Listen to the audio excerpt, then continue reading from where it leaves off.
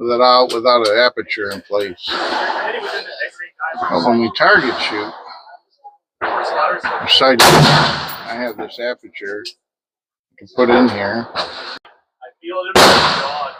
and increase depth of field.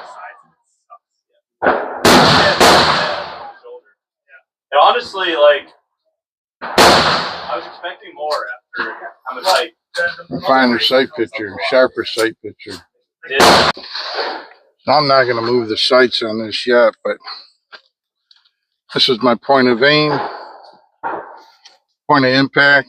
This rifle was sighted in for the original 240 grainers.